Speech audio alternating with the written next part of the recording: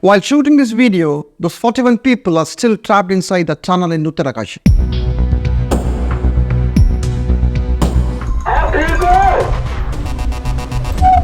The rescue operations are on the verge of success, and we have been expecting the good news for some time.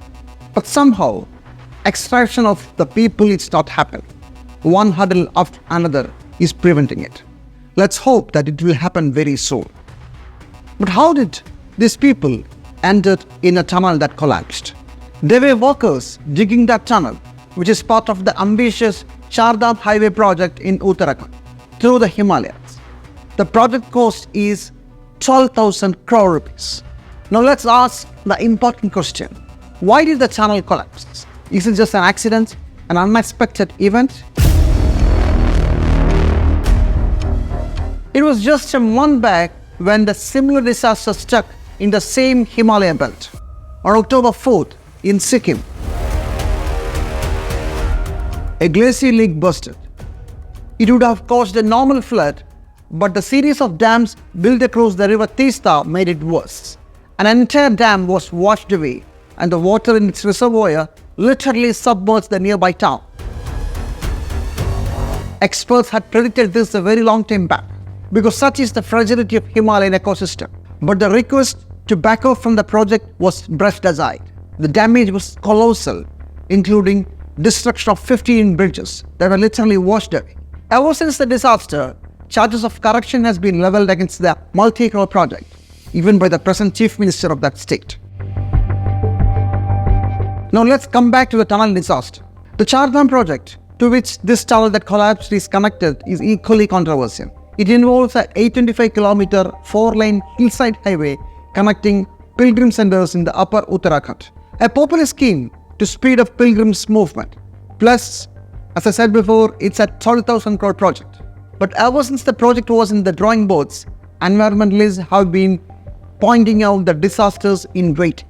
To begin with, excavating 4-lane highways at high altitude in a very fragile topography is an engineering disaster. But government was in no mood to listen. Then the matter was taken up in the Supreme Court. But the government got away in the name of national security.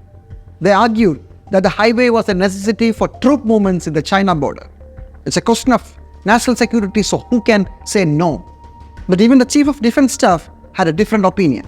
Late General Bipin Rawat had said that the army was alright with the current roads and in an emergency was ready to airlift equipments and troops. But nobody listened. And there is something more about this specific tunnel. Called Silkia Tunnel, this was exempted from the mandatory environmental impact study due to a technical reason. It was divided into smaller segments and hence fell short of the threshold level that mandates such a study. But the expert committee recommended a rapid impact assessment study. This committee was set up by the Supreme Court. But even that didn't happen, reports the Business Standard newspaper 2 days back. So, no study. Nobody heard about what the experts had to say. And now we are witnessing the predictions coming true. Not the first time, but one more time.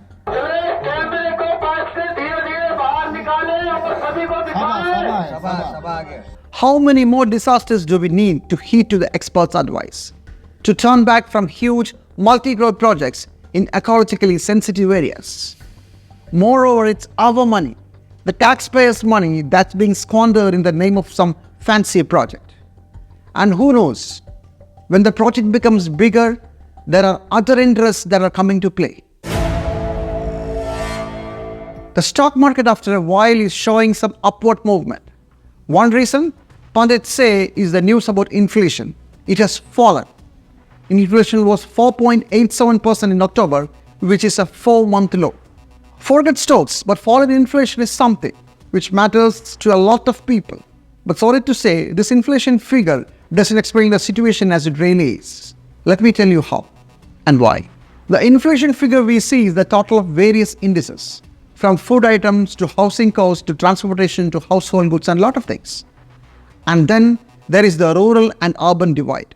In the rural sector, the inflation is still above 5%, 5.12 to be precise. The reason for higher inflation is even more worrying. It's driven by food, primarily cereals. And if you take the inflation of cereals alone, it's in double digits, 11.05%. But still the economy is showing a robust growth, isn't it? 6.7% is the projected growth rate in this year, 6.7%, ahead of many other countries. And all the sectors are doing well, economists say. Automobile industry, for example, compared to last year, net sales were up by 19% to reach 3.35 trillion rupees. What about other sectors? You have a problem.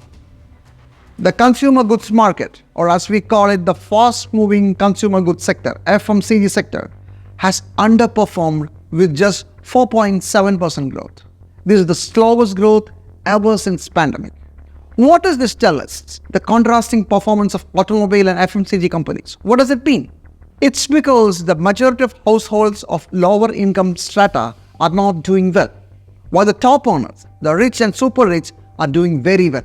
That's why consumer products like stationery, over-the-counter medicines, toiletries, as well as mobile phones and headphones are not getting sold enough, while cars, that too high-end ones, are sold like hotcakes. This is not the case of FMCG alone. Apparels, undergarments, organized retail to customer electricals are all in the same situation. Most of the consumer companies are not performing enough in comparison with some other sectors, like the automobile industry, which we discussed earlier. How do we sum up? Those who can afford cars and other luxury items are doing very well, and they are fueling the demand in the country. While those who can only afford the simple pleasures of life, like a new garment or a soap or a medicine when needed, are not doing well. It's a K-shaped economic growth. Means the rich, on the one hand, are moving up, and the poor and middle class diving down. This is a real growth story. And don't be surprised, many economists have been telling this ever since the government sold us the India recovery story post-pandemic. Maybe we were not listening enough. Well, that's all from us. Goodbye till we meet again.